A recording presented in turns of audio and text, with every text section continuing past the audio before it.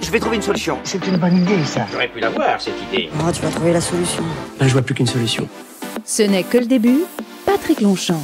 Bonjour à toutes et à tous, c'est les vacances, mais ce n'est que le début, n'en a pas pris. On est donc avec vous pendant une dizaine de minutes pour découvrir un acteur du changement, pour découvrir une solution. Et aujourd'hui, je suis avec Simon Meuchler. Bonjour Simon. Bonjour Patrick. Merci beaucoup, rapprochez-vous du micro. Nous sommes avec vous tout au long de ces 10 minutes pour parler d'un ballon. Et oui, le ballon, c'est le deuxième meilleur ami de l'homme après le chien.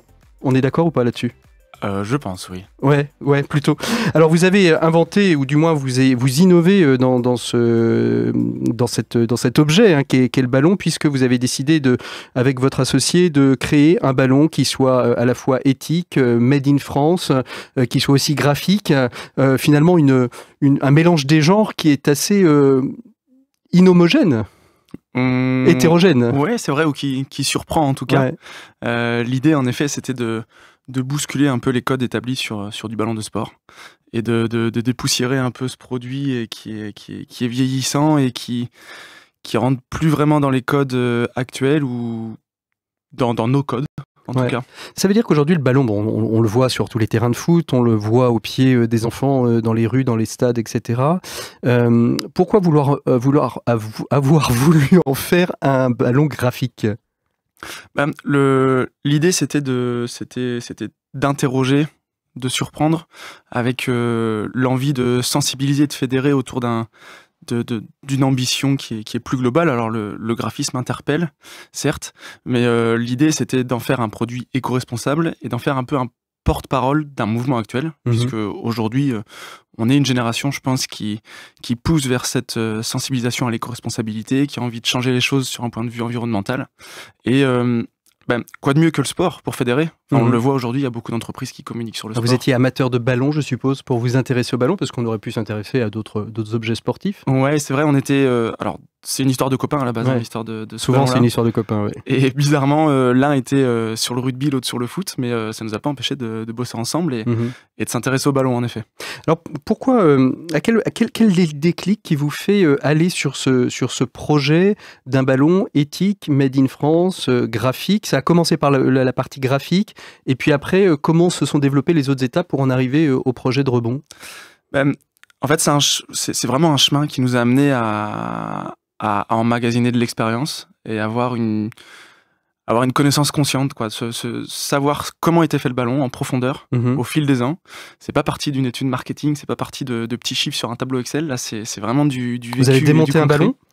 On est allé en usine, directement chez les producteurs de ballons mondiaux. Donc on produit où alors justement les ballons ? Ah, très bonne question. On les produit au Pakistan et en Inde. C'est une région qui est à cheval entre les deux pays, qui s'appelle le Pendjab. C'est une région qui historiquement a ce savoir-faire de réaliser du ballon à la main, qui a été inégalé. Mondial aujourd'hui ? Mondial. C'est vraiment, ouais, les années de Coupe du Monde, vous avez 70 millions de ballons qui sortent de cette région-là. Ouais. Et qui sont exportés à travers le monde. Et alors, ce savoir-faire, ils l'ont acquis de quelle manière ? Le Pendjab, le Pakistan, c'est les Anglais ? C'est la colonisation anglaise ?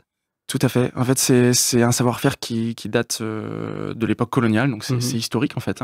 Alors l'histoire et la légende racontent, c'est là la frontière entre la légende et l'histoire, quelle est-elle ? Mais en tout cas, la légende raconte que pendant l'époque coloniale anglaise, les Anglais s'amusaient avec des boules de tissu avec lesquelles ils jouaient au pied. Donc au football avec des boules de tissu, que les Pakistanais auraient cousu et assemblé ces morceaux de tissu ensemble et que ça aurait été les premiers ballons réalisés dans le Pendjab. Et de là serait née une vocation pour le ballon de sport. Donc vous avez été obligé, en allant dans ces usines au Pakistan, ça vous a permis de connaître les savoir-faire. Ça veut dire que, donc, qu'en France, il n'y avait pas aujourd'hui d'entreprise et d'industrie en capacité de faire des ballons ? Non, en France, en Europe, les derniers ballons... Alors, depuis le lancement de Rebond, je parle d'un dernier ballon réalisé en France en 1972. Ouais. Et en fait, j'ai appris la semaine dernière, grâce aux réseaux sociaux, que le dernier ballon fait en France datait de 1986. Exactement, donc c'était le ballon Adidas Tango. Ouais. Il a été fait en France parce que Adidas avait des usines en France. Il a été fait en Alsace, dans un atelier dirigé par un Espagnol et dans lequel travaillaient des Pakistanais. Évidemment, on va chercher la main-d'œuvre. Alors, ça veut dire que quand on réalise un ballon comme celui-ci, on parlera du biosourçage après, mais pour la partie industrialisation, puisque c'est du Made in France, ça veut dire qu'il va être fabriqués en France. On a recherché la dernière usine en Alsace et les machines. Vous vous êtes rapproché de quel type d'industrie ? Alors, en fait, on est parti du produit en lui-même, des matériaux dont on avait besoin pour le produit et du savoir-faire. Il y a une phase qui est très importante dans le ballon, qui est l'assemblage. C'est la phase la plus compliquée et qui porte à plein de spéculations, parce qu'il faut savoir que le ballon, en fait, est assemblé une fois qu'il est peint. Tous les pentagones que vous voyez, tous les petits morceaux, pentagones et hexagones, sont peints un par un et ensuite assemblés. Il est assemblé à l'envers. Donc, et après, il est retourné comme une chaussette. Il est retourné. Ouais. Et il vient souvent la question de mais comment on fait le dernier point ? Et c'est ça, comment on fait le dernier point ? C'est un secret de fabrication. C'est un mystère. C'est un mystère. Et donc, c'est cette phase-là qui, pour nous, sur laquelle il fallait s'appuyer et qui déclenche même toute la technicité du produit, parce que mieux le ballon est cousu, mieux il est rond, donc mieux il se comporte dans les airs et mieux il est agréable à jouer. Et là-dessus, en fait, on s'est rapproché d'entreprises qui ont un savoir-faire dans la chaussure. On a de la chance dans le pays nantais, c'est qu'il y a historiquement, pour le coup, je sais pas si ça date de l'époque coloniale pour le coup, mais en tout cas, on sait faire de la chaussure. Voilà. Les plus grosses entreprises de chaussures, en effet, sont chez nous dans les pays de la Loire. Donc une fois qu'on a trouvé cette entreprise, ça veut dire qu'aujourd'hui vous allez pouvoir industrialiser. Aujourd'hui, on est encore au niveau du projet. Ça arrive bientôt sur les e-boutiques et dans les boutiques de sport, votre ballon. Exactement. Alors faire du ballon en France, c'est un projet qu'on travaille depuis bientôt 1 an et demi, voire presque 2 ans. C'est quelque chose qui a été long à mettre en place parce que la technicité d'assemblage est complexe, mais aussi et surtout parce qu'il fallait trouver le partenaire. Et lorsque vous allez toquer à la porte des clubs de foot ou de personnes faisant de la chaussure en leur disant écoutez, ce serait bien que votre entreprise essaye de faire du ballon. Au début, c'est pas toujours évident, donc il faut... C'est une rencontre humaine qui est à la base de ça, en fait. Il faut qu'il y ait une synergie, il faut qu'il y ait une affinité, et qui fait qu'à un moment, la personne en face, elle adhère, elle dit « Ok, moi, je fonce avec vous, on va essayer de faire ces ballons-là. » Et voilà, donc ça a pris un peu de temps. Mais en tout cas, maintenant, on a sorti les premiers échantillons, on est prêt à le faire. Et en effet, il y a des premières collaborations à sortir entre mai et juin avec des clubs français, peut-être même des fédérations à venir. Donc toujours sur le même principe, on travaille avec des artistes qui dessinent le ballon. Notre ambition, c'est vraiment de créer une sorte de plateforme de rencontre entre des clubs, des artistes et des citoyens. Je préfère le terme citoyen parce que sur un projet comme ça, sur un produit comme ça, il y a quand même une question d'engagement derrière. Et tout ça œuvre à faire du ballon un produit plus sain et au sens plus large de changer le monde, quoi. On n'a pas parlé de cette donnée qui est essentielle aussi, c'est le biosourçage. Ça veut dire que le ballon est fabriqué en cuir. Non, alors le ballon était fabriqué en cuir dans les années 50. Ensuite, ça a été un abus de langage de dire que le ballon était en cuir ou en simili-cuir, puisque c'est tout simplement du plastique. C'est du plastique. Alors comment justement on biosource du plastique aujourd'hui à l'heure du plastic bashing ? Qu'est-ce qu'on biosource dans un ballon ?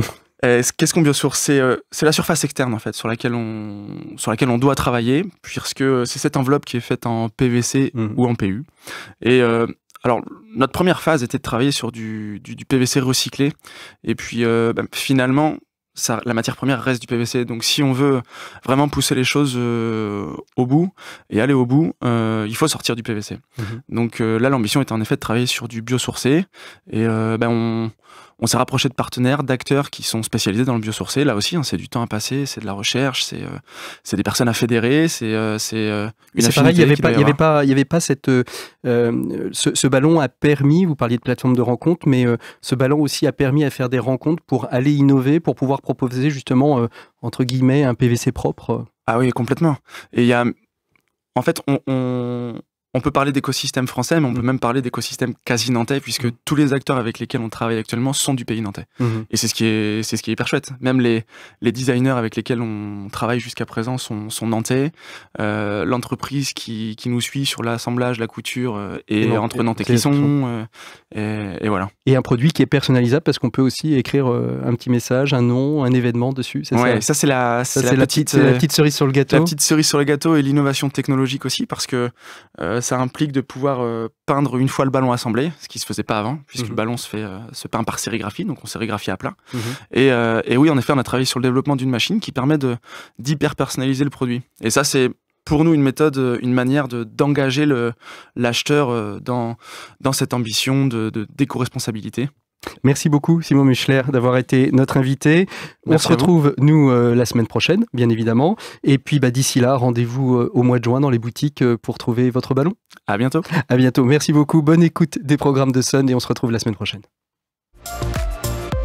Ce n'est que le début, en replay et en vidéo sur mysun et le sonunique.com.